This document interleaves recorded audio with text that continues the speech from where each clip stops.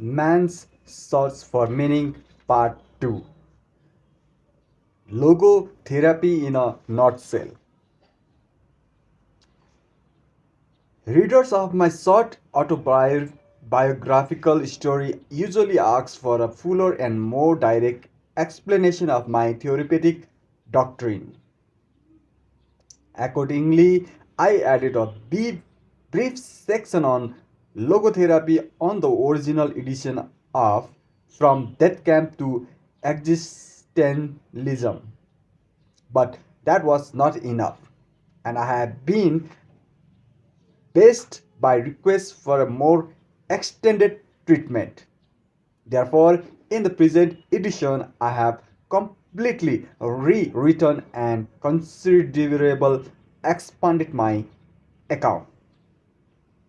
The assignment was not easy to convey to the readers within a short space all the materials which required 20 volumes in German is an almost hopeless task. I am reminded of the American doctor who once turned up in my office in Vienna and asked me, "Now, doctor, are you psychoanalyst?" Whereupon I replied, "Not exactly a psychoanalyst, let's say a psychotherapist." Then he continued questioning me, "What school do you stand for?" I answered, "It is my own theory. It is called logotherapy." "Can you tell me in one sentence what is meant by logotherapy?" he asked. "At least, what is the difference between psychoanalyst and logotherapy?" "Yes," I said, "but in the first place, can you tell me in one sentence what you think the essence of psychoanalysis is?" This was his answer. During psychoanalysis, the patients must lie down on a couch and tell you things which sometimes are very disagreeable to tell. Whereupon I immediately retorted with the following improvisation. Now, in logotherapy, the patient may remain sitting erect, but he must hear things which sometimes are very disagreeable to hear. Of course, this was meant facetiously and not as a capsule version of logotherapy. However, there is something in it in as much as logotherapy. In comparison with psychoanalysis, is a method less retrospective and less introspective. Logotherapy focuses rather on the future. That is to say, on the meaning to be fulfilled by the patient in his future. At the time, logotherapy defocuses all the vicious circle formation and feedback mechanism which plays such a great role in the development of neuroses. Thus, the typical self centeredness of the neurotic is broken up instead of being continually fostered and reinforced. To be sure, this kind of statement is an oversimplification. Yet, in logotherapy, the patient is actually confronted with and reoriented towards the meaning of his life. And to make him aware of his meaning can contribute much to his ability to overcome his neurosis. Let me explain why I have employed the long term logotherapy as the name for my theory. Logo is a Greek word which denotes meaning. Logotherapy, or as it has been called by some authors, the third Viennese school of psychotherapies, focuses on the meaning of human existence as well as on man's search for such a meaning. According to the logotherapy, this striving to find a meaning in one's life is the primary motivational force in man. That is why I speak of a will to meaning in a contrast to the pleasure principle on which Freudian psychoanalysis is centered, as well as in contrast to the will to power on which Adrian psychology, using the term striving for superiority, is focused. Man's search for meaning is the primary motivation in his life and not a secondary rationalization of our instinctual drives. This meaning is unique and specific is in that it must and can be fulfilled by him alone. Only then does it achieve a significance which will satisfy his own will to meaning. There are some authors who contend that meaning and values are nothing but defense mechanisms, reactions for formation and sublimations. But as for myself, I would not be willing to live merely for the sake of my defense mechanisms, nor I would be ready to die merely for the sake of my reaction formation. Man, however, is able to live and even to die for the sake of his ideal and values. A public opinion poll was conducted a few years ago in France. The results show that 89% of the people polled admitted that man needs something for the sake of wish to live. Moreover, 61% considered that there was something or someone in their own lives for whose sake they were even ready to die. I repeated this poll at my hospital department in Vienna among both the patients and the personnel, and the outcome was practically the same as among the thousands of people screened in France. The difference was only 2%. Another statistical survey of 7,948 students at 48 colleges was conducted by social scientists from Johns Hopkins University. Their preliminary report is a part of a 2-year study sponsored by National Institute of Mental Health. Asked what they considered very important to them now, 16% of the students checked making a lot of money. 78% said their first goal was finding a purpose and meaning to my life. Of course, there may be some cases in which an individual's concern with values in really a camouflage of hidden inner conflicts. But if so, they represent the exceptions from the rule that rather than the rule itself. In these cases, we have actually to deal with pseudo value as and as such they have to unmasked. Unmasking, however, should stop as soon as one is confronted with what is authentic and genuine in the man. For example, man's desire for a life that is as meaningful as possible. If it doesn't stop, then the only thing that The unmasking psychologist really unmasked is his own hidden motive, namely his unconscious need to debase and depreciate what is genuinely human in man.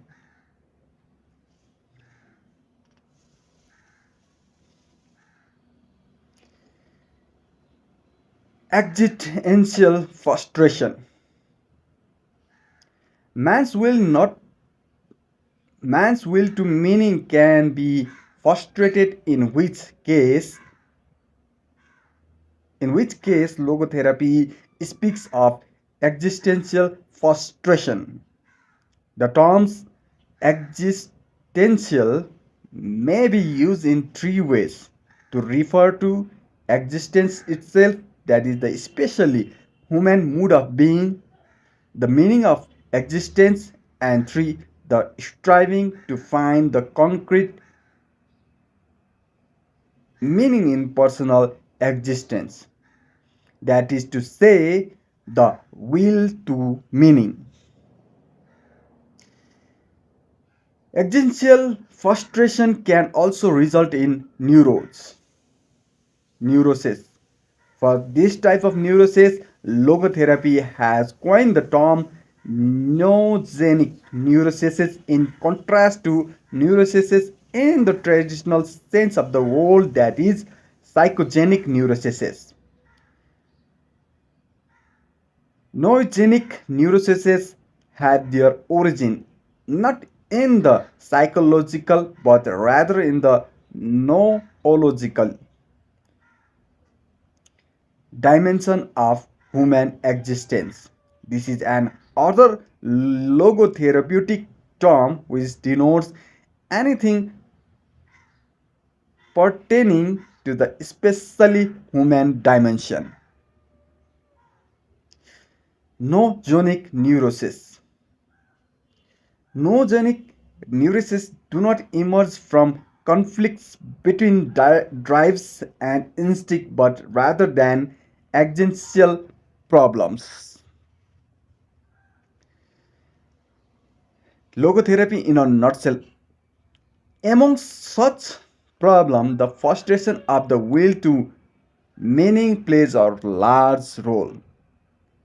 It is obvious that in neogenic cases, the appropriate and adequate therapy is not psychotherapy in general, but rather logotherapy, a therapy that is which dares to enter the especially human dimension. Let me quote the following instance.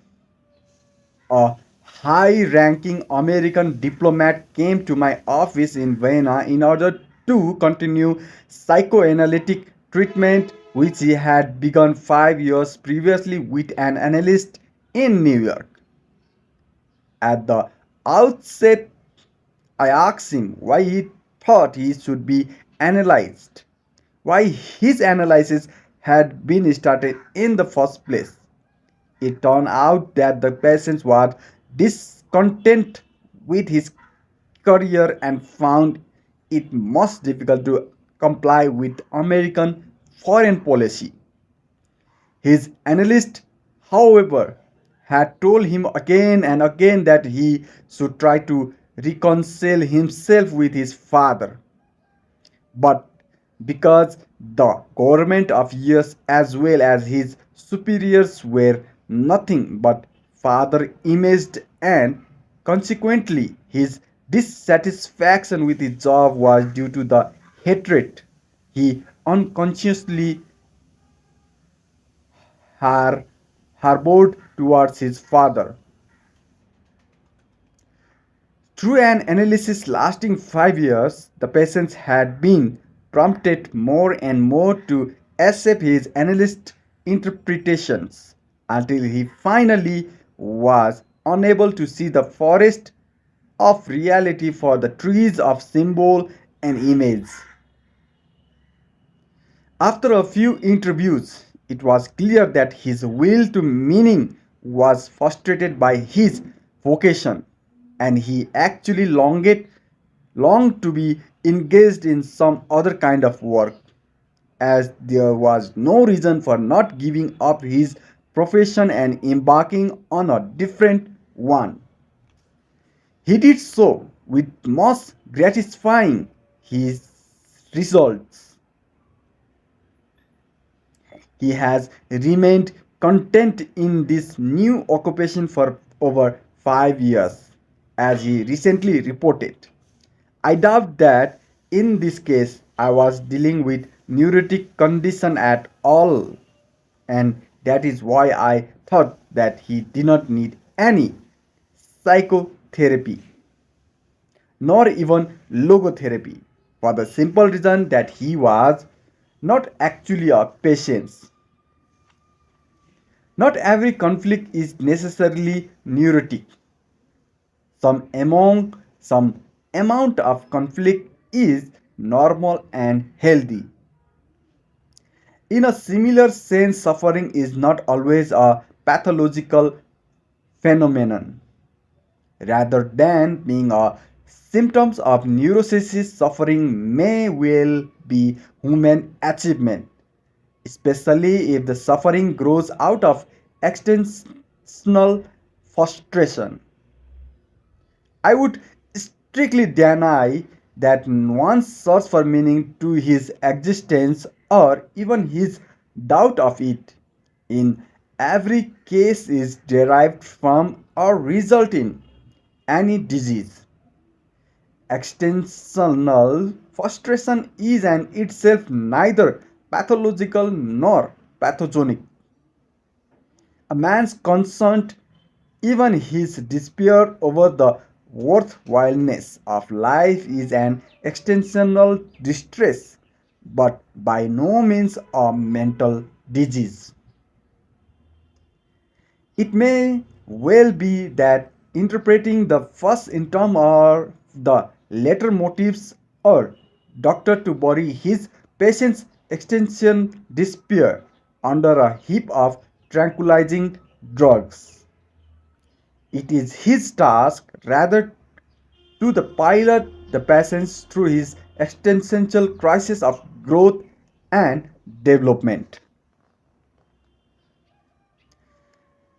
Logotherapy regards its assignment as that of assisting the patient to find meaning in his life.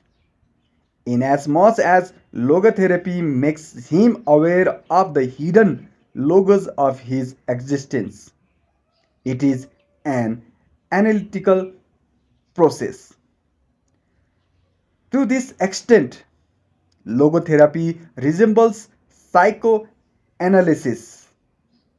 However, in logotherapy attempts to make something conscious, again it does not restrict its activity to instinctual fact within the individual's unconsciousness, but also care for existential realities, such as the potential meaning of his existence to be fulfilled as well as his will to meaning.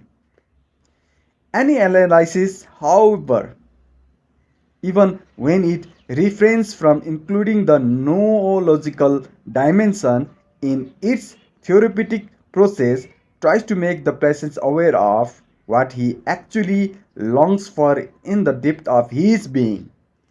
Logotherapy deviates from psychoanalysis insofar as it is considers man a being whose man concern consists in fulfilling a meaning rather than in the mere gratification and satisfaction of drives and instincts, or in merely reconciling the conflicting claim id, ego, and superego, or in the mere adaptation and adjustment to society and environment.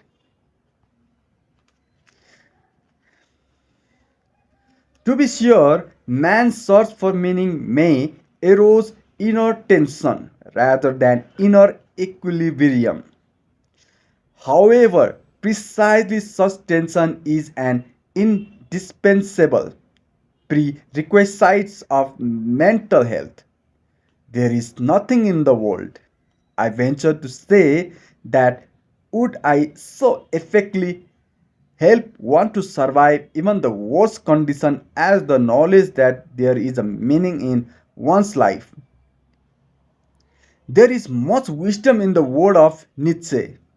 He who has a why to live for can bear almost anyhow. I can see in these words a motto which holds true for any psychotherapy. In the Nazi concentration camps, one should have witnessed that those who knew that there was a task waiting for them to fulfill were most adapt to survive. The same conclusion has since been reached by other authors of books on concentration camps and also by psychiatric investigations into Japan, Japanese, North Korea, North Vietnamese prisoners of war camps. As for myself, when I was taken to the concentration camp of Auschwitz, a manuscript of mine ready for publication was confiscated. Certainly, my deep desire to write this manuscript anew helped me to survive the rigors of the camp I was in. For instance, when in a camp in Bavaria, I fell ill with typhus fever. I jotted down on a little scraps of paper many notes intended to enable me to rewrite the manuscript. Should I live to the day of liberation? I am sure that this reconstruction of my lost manuscripts in the dark barracks of a Bavarian concentration camp assisted me in overcoming the danger of cardiovascular collapse. Thus, it can be seen that mental health is based on a certain degree of tension, the tension between the one has already achieved and what one is still out to accomplish, or the gasp between that what one is and what one should become. Such a tension is inherent in the human being and therefore is indispensable to mental well-being. We should not then be hesitant about challenging man with a potential meaning for him to fulfill. It is only thus that we evoke his will be meaning from its state of latency. I considered it a dangerous misconception of mental hygiene to assume that what man needs in the first place is equilibrium, or as it is called, is biological homeostasis, that is a tensionless state. What man actually need is not a tensionless state but rather than striving and struggling for a worthwhile goal, a freely chosen task. What he needs is not the discharge of tension at any cost, but the call of a potential meaning waiting to be fulfilled by him. What man needs is not homeostasis, but what I called no dynamic. That is the existential dynamic in a polar field of tension, where one pole is represented by a meaning that is to be fulfilled and other pole by the man who has to fulfill it. And one should not think that his holds true only for normal conditions. In neurotic individuals, it is even more valid.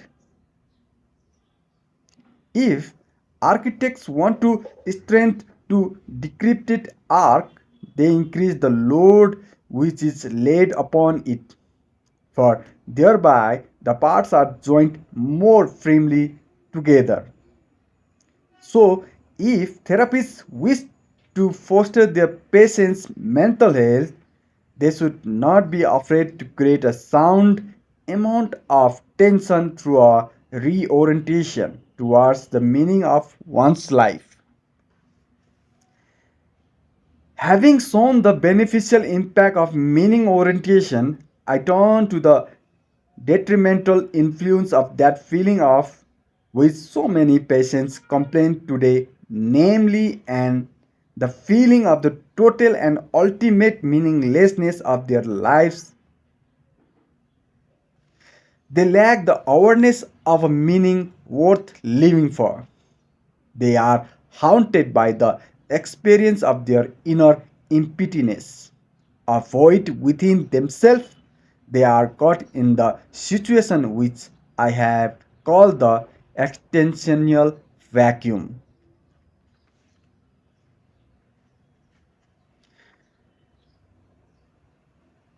The existential vacuum is a widespread phenomenon of the 20th century. This is understandable. It may be due to twofold loss which man has had to undergo since he became a truly human being. At the beginning of human history, man lost some of the basic animal instinct in which an animal's behavior is embedded and by which it is secured. Such security like paradise is close to man's forever. Man has to make choices. In addition to this, however, man has suffered another loss in his more recent development in as much as the traditions which buttressed his behavior are now rapidly diminishing. No instinct tells him what he has to do, and no tradition tells him what he ought to do. Sometimes he does not even know what he wishes to do.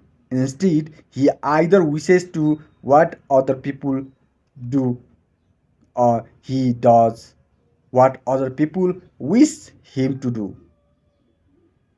That is called totalitarianism.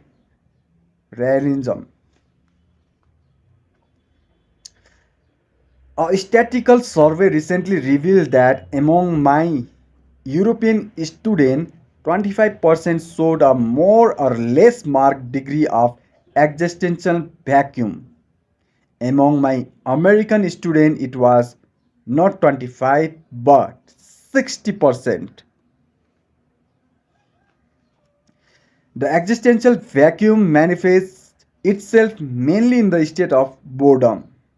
Now we can understand Schopenhauer when he said that mankind was apparently doomed to vacillate eternally between the two extremes of distress and boredom. In actual fact, boredom is now causing and certainly bringing to psychiatrists more problem to solve than distress. And these problems are growing increasingly crucial for progressive automation will probably lead to an enormous increase in the leisure hours available to average worker. The pity of it is that many of these will not know what to do with all their newly acquired free time. Let us consider, for instance, Sunday neurosis, that a kind of depression which afflicts people who became aware of the lack of content in their lives. When the rush of the busy weeks is over and the void within themselves becomes manifest. Not a few cases of suicide can be traced back to their existential vacuum.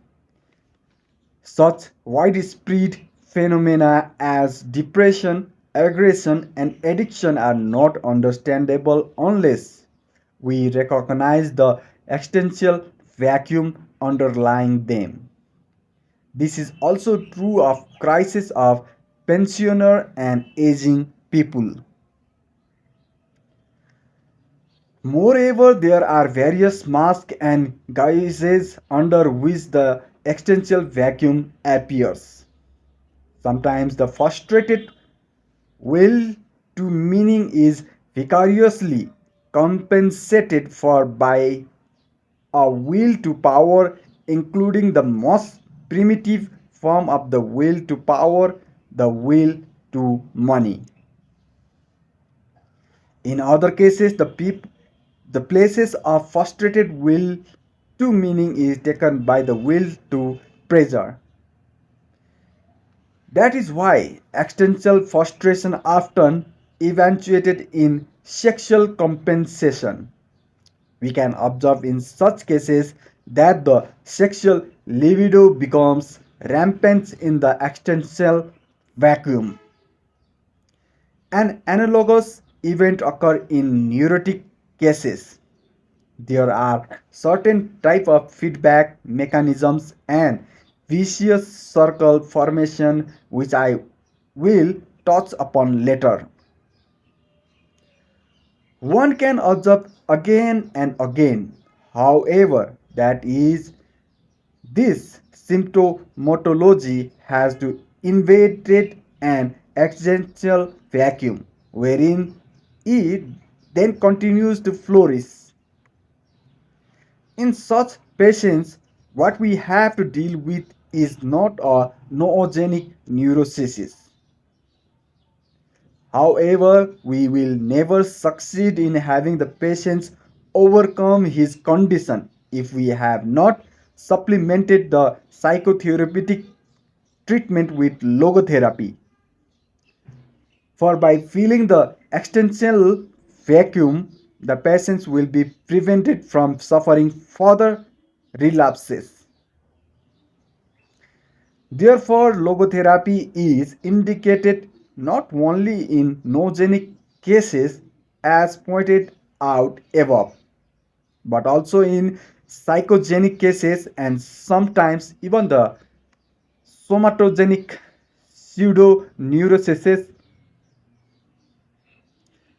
Viewed in this light, as statement once made by Magda B. Arnold is justified.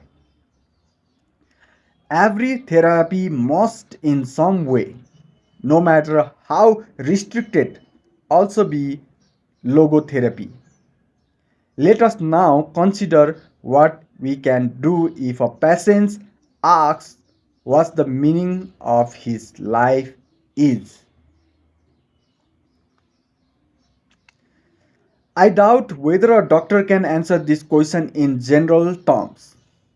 For the meaning of life differs from the man to man, from day to day, and from hour to hour.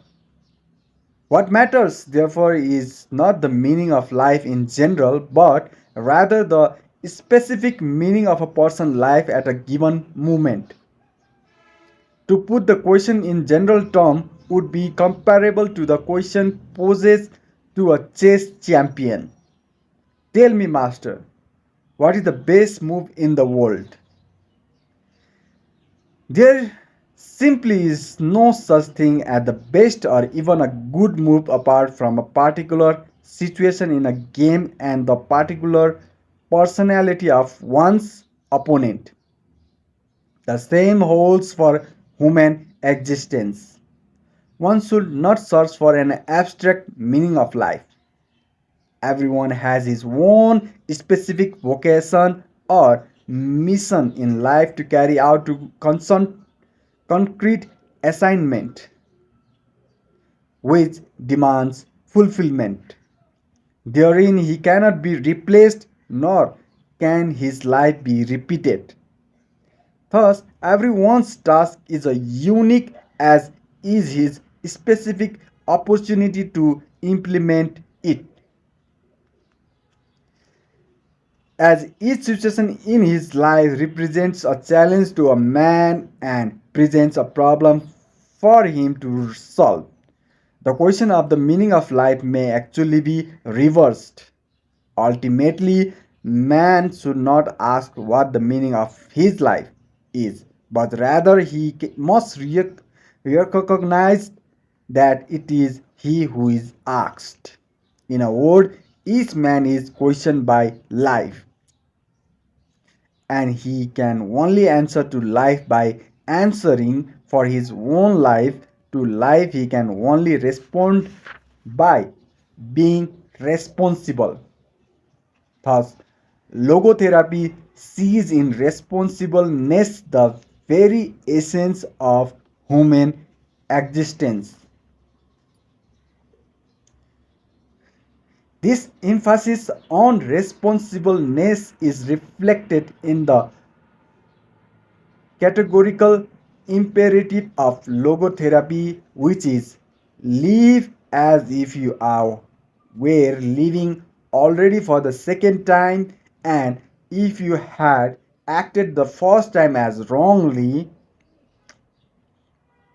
as you are about to act now. It seems to me that there is nothing which would stimulate a man's sense of responsibleness more than his maximum, which invites him to imagine first that the present is past, and second that the past may yet be changed and amended. Such a percept confronts him with life's finiteness as well as finality of what he makes out of both his life and himself. Logotherapy tries to make the patient full aware of his own responsibleness. Therefore, it must leave to him the option for what to what or to whom he understands himself to be responsible. That is why a logotherapist is the least tempted of all psychotherapists to impose value judgment on his patients, for he will never permit the patients to pass to the door the responsibility of judging. It is therefore up to the patient to decide whether he should interpret his life task as being responsible to society or to his own conscience. There are people, however, who do not interpret their own lives merely in terms of the task assigned to them, but also in terms of the taskmaster who has assigned it to them. Logotherapy is neither teaching nor preaching. It is a far removed from logical reasoning, and it is from moral exertion. To put it figuratively, the role played by a logotherapist is that of an eye specialist rather than that of a painter. A painter tries to convey to us a picture of the world as he sees it, and ophthalmologist tries to enable us to see the world as his reality is. The logotherapist's role consists of widening and broadening the visual field of the patient so that the whole spectrum of potential meaning becomes conscious and visible to him. By declaring that man is responsible and must actualize the potential meaning of his life, I wish to stress that the true meaning of life is to be discovered in the world rather than within man or his own psyche, as though it were a closed system. I have termed this constitutive characteristic the self transcendence of human existence. It denotes the fact that being human always points and is directed to something or someone other than oneself. It is a meaning to fulfill or another human being to encounter.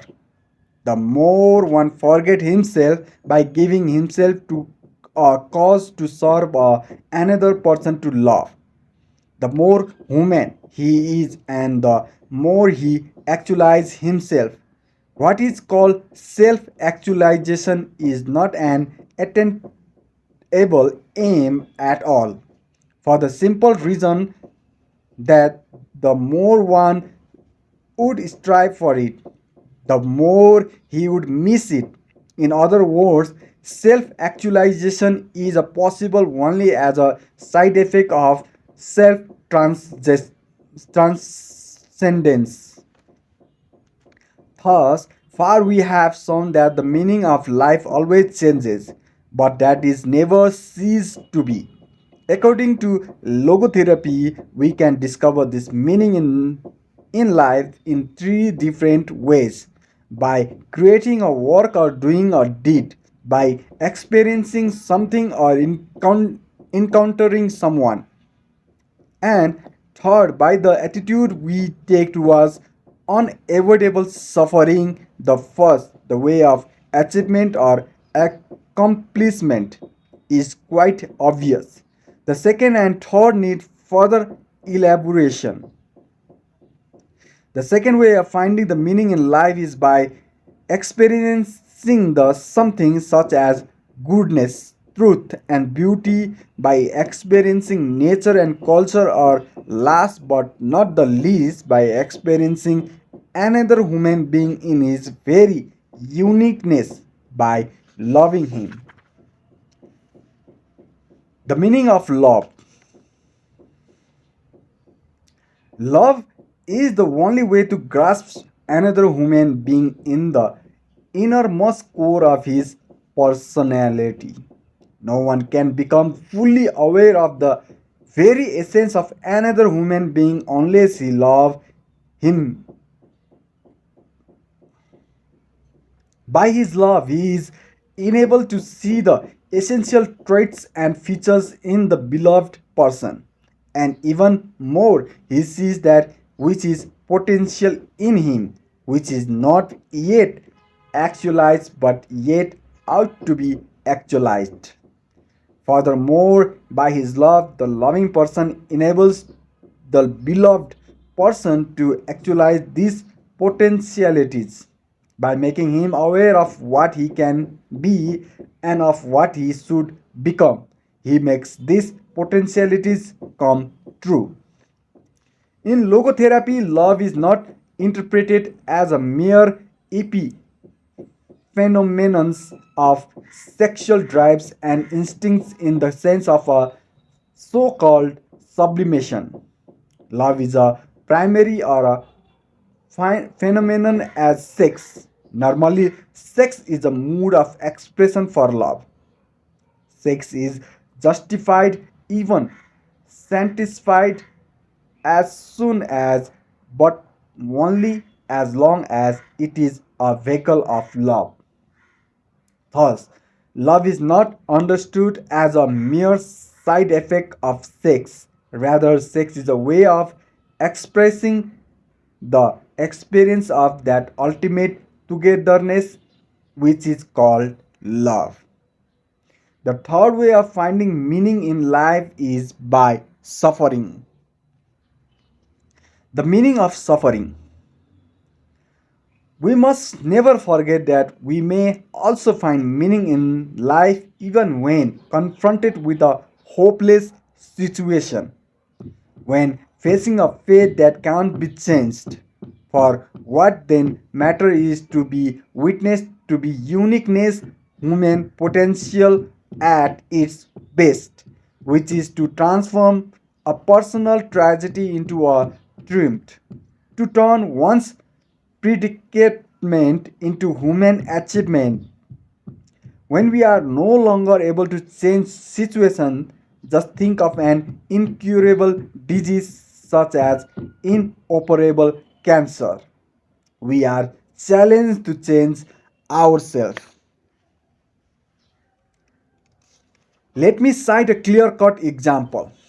Once an elderly general practitioner consulted me because of his severe depression. He could not overcome the loss of his wife, who had died 2 years before, when and whom he had loved above all else. Now, how could I help him? What should I tell him? Well, I refrained from telling him anything, but instead confronted him with the question, what would have happened, doctor, if you had died first and your wife would have had to survive you? Oh, he said, for her this would have been terrible. How she would have suffered. Whereupon I replied, you see, doctor, such a suffering has been spared her, and it was you who have spared her this suffering. To be sure, at the price that now you have to survive and mourn her. He said no words but shook my hand and calmly left my office. In some ways, suffering ceases to be suffering at the moment it finds a meaning, such as the meaning of a sacrifice. Of course, this was no therapy in the proper sense, since first, his despair was no disease, and second, I could not change his fate.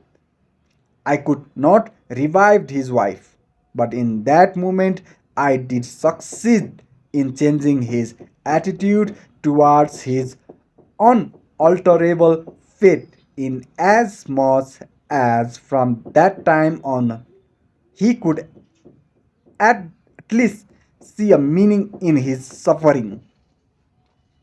It is one of the basic tenets of logotherapy that man's main concern is not to gain pleasure or to avoid pain, but rather to see a meaning in his life.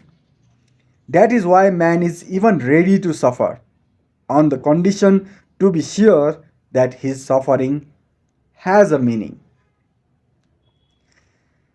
But let me make it perfectly clear that in no one is suffering necessarily to find meaning. I only insist that meaning is possible even in spite of suffering, provided certainly that the suffering is unavoidable. If it were avoidable, however, the meaningful things to do would be to remove its cause, to it psychological, biological, or political. To suffer unnecessarily is masochistic rather than heroic. Edith Weishaupt Joelson, before her death, professor of psychology at the University of Georgia, condensed in her article on logotherapy that our current mental hygiene philosophy stresses the idea that people ought to be happy, that unhappiness is a symptom of maladjustment, such as value system might be responsible for the fact that the burden of unavoidable unhappiness is increased by unhappiness about being unhappy. And in another paper, she expressed the hope that logotherapy may help counteract certain unhealthy trends in the present day culture of the United States, where the incurable sufferer is given very little opportunity to be proud of his suffering and to consider it ennobling rather than degrading. so that he is not only unhappy but also ashamed of being unhappy. There is a situation in which one is cut off from the opportunity to do one's work or to enjoy one's life. But what never can be ruled out is that unavoidability of suffering. In accepting this challenge to suffer bravely, life has a meaning up to the last moment, and it retains this meaning literally to the end. In other words, life's meaning is an unconditional one for it even includes the potential meaning of unavoidable suffering. Let me recall that which was perhaps the deepest experience I had in the concentration camp. The odds of surviving the camp were no more than 1 in 28, as can easily be verified by exact statistics. It did not even seem possible, let alone probable, that the manuscript of my first book, which I had hidden in my coat when I arrived at Auschwitz, would ever be rescued. Thus, I had to undergo and to overcome the loss of my mental child. And now it seems as if nothing and no one would survive me, neither a psychological, physical, nor a mental child of my own. So I found myself confronted with the question whether, under such circumstances, my life was ultimately void of any meaning. Not yet did I notice that an answer to this question with which I was wrestling so passionately was already in store for me, and that soon thereafter this answer would be given to me. This was the case when I had surrendered my clothes and in turn inherited the worn out rags of an inmates who had already been sent to the gas chamber immediately after his arrival at the Auschwitz railway station. Instead of many pages of my manuscript, I found in a pocket of the newly acquired coat one single page torn out of a Hebrew prayer book containing the most important Jewish prayer, Shema Yisrael. How should I have interpreted such a coincidence other than a challenge to leave my thoughts instead of merely putting them on a paper? A bit later, I remember it seemed to me that I would die in the near future. In this critical situation, however, my concern was different from that of most my comrades. Their questions was, will we survive the camp? For if not, all this suffering has no meaning. The question which besides me was, has all things suffering, this dying around us, a meaning? For if not, then ultimately there is no meaning to survival. For a life whose meaning depends upon a happenstance, as whether one escapes or not, ultimately would not be worth living at all. Metaclinical problems. More and more, a psychiatrist is approached today by patients who confront him with human problems rather than neurotic symptoms. Some of the people who nowadays call a psychiatrist would have seen a pastor, priest, or rabbi in former days. Now they often used to be handed over a clergyman and instead confront the doctor with questions such as what is the meaning of life? A logodrama. I should like to cite the following instance. Once, the mother of a boy who had died at the age of 11 years was admitted to my hospital department after a suicide attempt. Dr. Kokorek invited her to join a therapeutic group, and it happened that I stepped into the room where he was conducting a psychodrama. She was telling her story. At the death of her boy, she was left alone with another, older son, who was crippled, suffering from the effect of infantile paralysis. The poor boy had to be moved around in a wheelchair. His mother, however, rebelled against her faith. But when she tried to commit suicide together with him, it was the crippled son who prevented her from doing so. He liked living. For him, life had remained meaningful.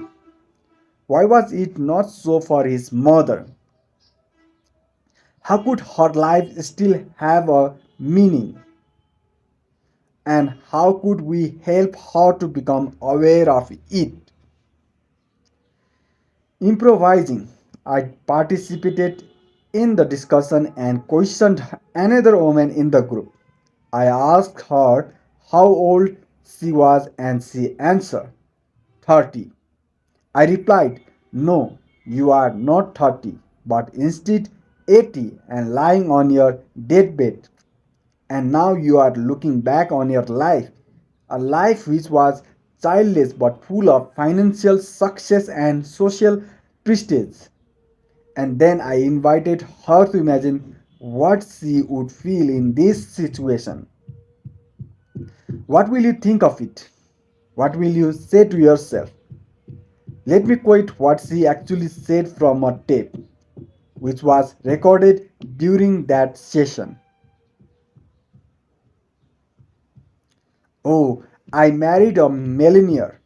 I had an easy life full of wealth, and I live it up. I flirted with men. I teased them.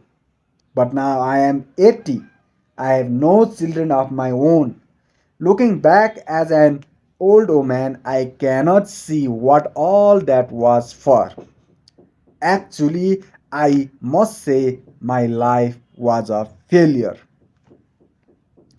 I then invited the mother of the handicapped son to the imagine herself similarly looking back over her life. Let us listen to what she had to say as recorded on the tape.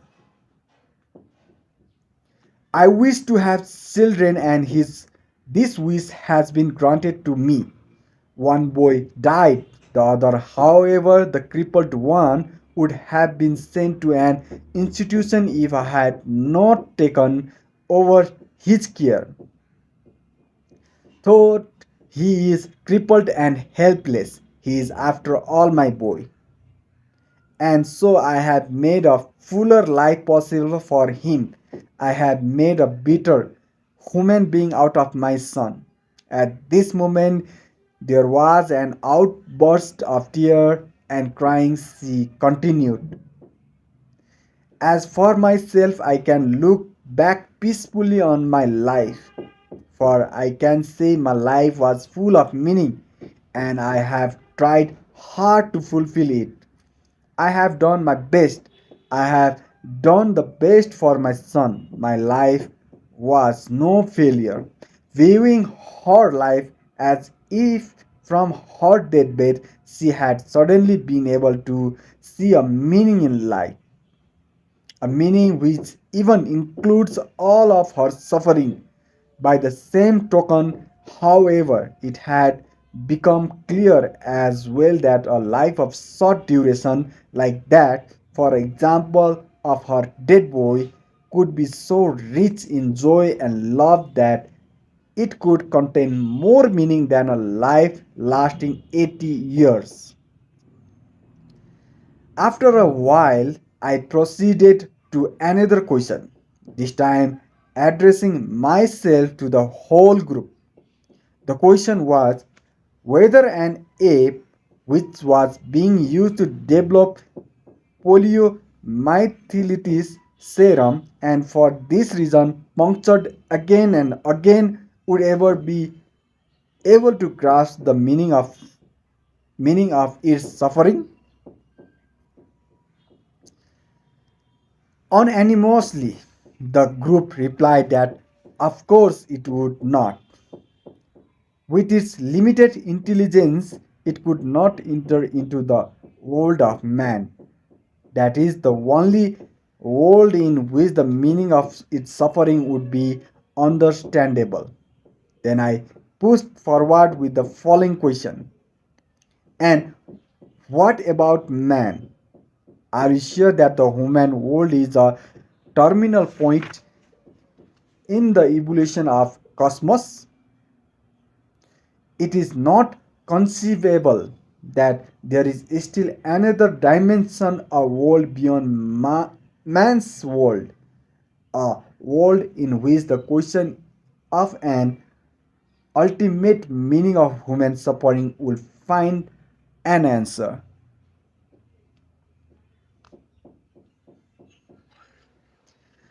The super meaning. This ultimate meaning necessarily exists and surpasses the finite intellectual capacities of human. In logotherapy, we speak this context of a super meaning. What is demanded of man is not as some existential philosophers teach to endure the meaninglessness of life, but rather to bear this incapability to grasp its unconditional meaningfulness in rational terms. Logos is deeper than logic. A psychiatrist who goes beyond the concept of the super meaning will sooner or later be embarrassed by his patients, just as I was when my daughter at about 6 years of age asked me the question, why do we speak of the good lords? Whereupon I said, some weeks ago you were suffering from measles. And then the good Lord sent you full recovery. However, the little girl was not content. She retorted, well, but please, Daddy, do not forget in the first place he had sent me the meals miscellaneous. However, when a patient stands on the firm ground of religious belief, there can be no objection of making use of therapeutic effect of his religious conviction and thereby drawing upon his spiritual resources. In order to do so, the psychiatrist may put himself in the place of the patient.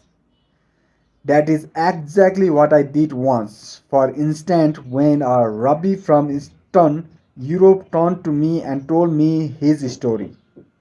He had lost his first wife and their 6 children in the concentration camp of Auschwitz, where they were gassed, gassed, and now it turned out that his second wife was sterile. I observed that procreation is not only the meaning of life, for then life in itself would become meaningless, and something which is in itself is meaningless can't be rendered meaningful merely by its perpetuation. However, the Rabbi evaluated his plight as an Orthodox Jew in terms of despair that there was no son of his own would ever say Kaddish for him after his death. But I would not give up. I made a last attempt to help him by inquiring whether he do not hope to see his children again in heaven. However, my question was followed by an outburst of tears. And now the true reason for his despair came to the fore. He explained that his children, since they died as innocent martyrs, was thus found worthy of the highest place in the heaven. But as for himself, he cannot expect as an old sinful man to be assigned the same place.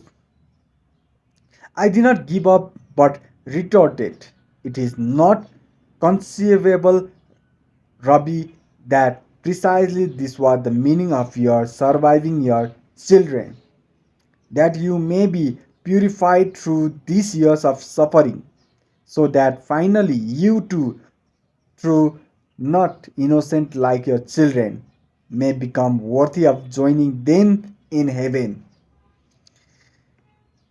Is it not written in the Psalms that God preserves all your tears? So perhaps none of your suffering were in vain." For the first time in my years, he found relief from his suffering through the new point of view which I was able to open up to him.